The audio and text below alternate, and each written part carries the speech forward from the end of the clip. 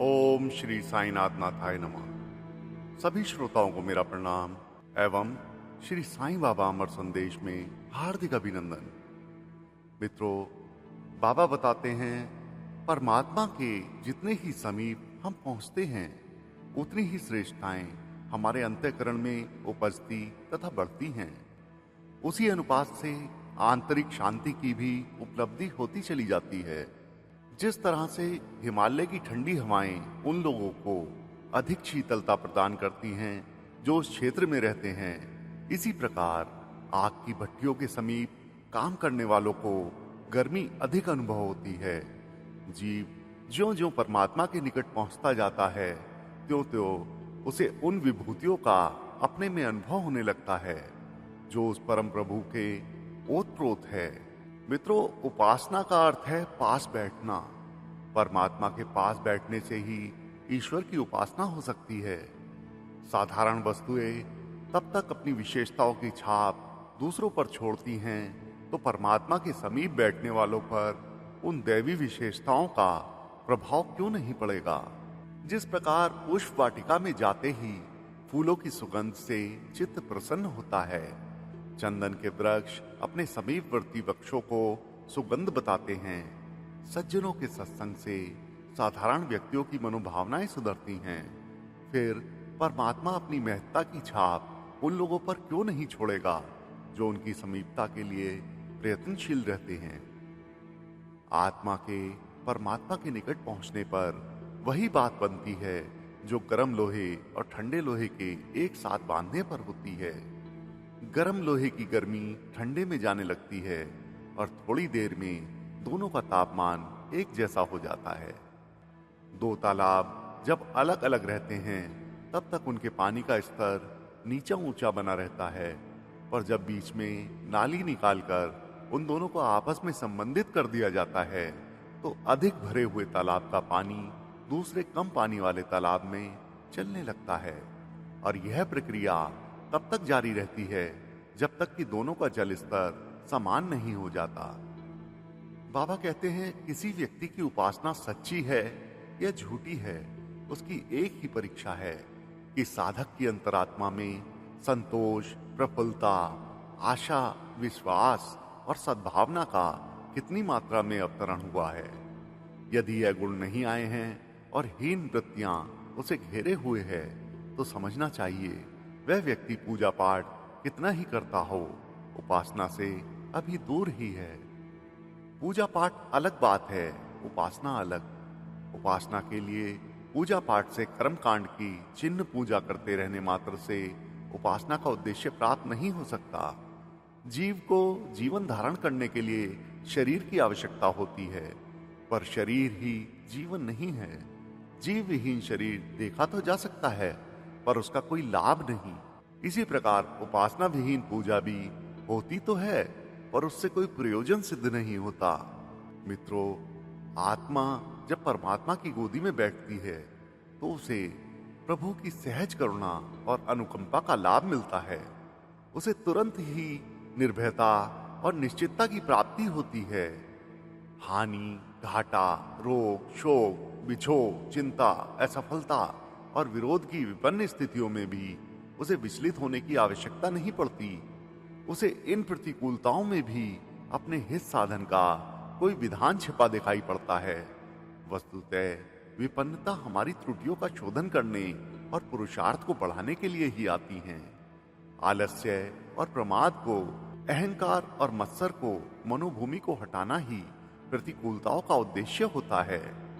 सच्चे आस्तिक को अपने प्रिय परमेश्वर पर सच्ची आस्था होती है और वह अनुकूलताओं की तरह प्रतिकूलताओं का भी खुले हृदय से स्वागत करता है। जिस प्रकार माता मधुर मिष्ठान भी खिलाती है और आवश्यकता पड़ने पर कड़वी दवाई भी खिलाती है, दुलार से गोदी में भी उठाए फिरती है और जब आवश्यकता समझती है तो डॉक्टर के पास सुई लगवाने या ऑपरेशन कराने के लिए भी ले जाती है। माता की प्रत्येक क्रिया बालक के कल्याण के लिए ही होती है। परमात्मा की ममता जीवन के प्रति माता से भी अधिक है। प्रतिकूलताएं प्रस्तुत करने में उसकी उपेक्षा या निष्ठुरता नहीं, हित कामना ही छिपी रहती है। मित्रों, अपनी कठिनाइयों को हल करने मात्र के लिए, अपनी सुविधाएं बढ़ाने की लालसा मात्र से जो प्रार्थना पूजा करते हैं, वे उपासना के तत्व ज्ञान से भी अभी बहुत पीछे हैं। उन्हें उन बालकों में गिना जाना चाहिए जो प्रसाद के लालच में मंदिर जाया करते हैं। ऐसे बच्चे वे आनंद कहाँ पाते हैं जो भक्ति रस में निमग्न एक भावनाशील आस्तिक को प्रभु के सन्मुख हृदय खोलने और मस्तक झुकाने में आता है। प्रभु के चरणों पर अपनी अंतरात्मा को अर्पण करने वाले भाव विभोर भक्त और प्रसाद की मिठाई लेने के उद्देश्य में खड़े हुए भिखमंगे, इन दोनों में जो अंतर होता है वही सच्चे और झूठे उपासकों में होता है। एक का उद्देश्य परमार्थ है, दूसरे का स्वार्थ। स्वार्थी को कहीं भी सम्मान नहीं मिलता। परमात्मा की दृष्टि में ऐसे लोगों का क्या कुछ मूल्य होगा। बाबा कहते हैं जो आस्तिक हैं उनकी आशा कभी क्षीण नहीं हो सकती। वह केवल उज्जवल भविष्य पर ही विश्वास रख सकता है। अंधकार अनात्म तत्व है। आत्मपरायण व्यक्ति के चारों ओर प्रकाश, केवल प्रकाश रहना चाहिए।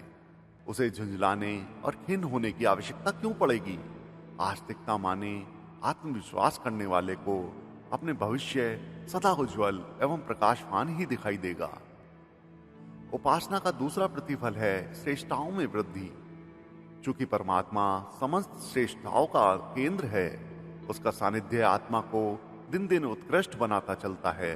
भक्त को अपना भगवान सब में दिखाई पड़ता है, इसलिए वह हर किसी की अच्छाई देखता है और उसकी चर्चा एवं विचारणा करते हुए अपने आनंद और दूसरों के सद्भाव को बढ़ाता है। निंदा और ईर्ष्या असुरता के दो प्रधान अस्त्र हैं। इनका प्रयोग उसी पर किया जा सकता है जिसके प्रति परायपन का, शत्रुता का भाव रहे। जब सब अपने हैं तो अपनों की निंदा कैसी, अपनों से ईर्ष्या कैसी। बुराई को तोड़ने के लिए नहीं, अच्छाई को बढ़ाने के लिए उसके प्रयत्न होते हैं। अच्छाइयों को बढ़ाना ही वस्तुतः बुराई को तोड़ना है। बुराई तोड़ दी जाए और उसके स्थान पर अच्छाई की स्थापना ना हो तो टूटी हुई बुराई फिर उपज आती है। आस्तिकता का दृष्टिकोण अच्छाई को बढ़ाना होता है ताकि बुराई के लिए कोई गुंजाइश ही ना बचे। वह सदा अच्छाई की चर्चा करेगा, प्रेम से दुष्टता को परास्त करेगा। दुष्टता करके प्रेम के अंकुरों को जला देना असज्जनों का काम है, आस्तिक सज्जन का नहीं। मित्रों, बाबा कहते हैं परमात्मा की उपासना का प्रतिफल पाने के लिए प्रतीक्षा करनी पड़ती है।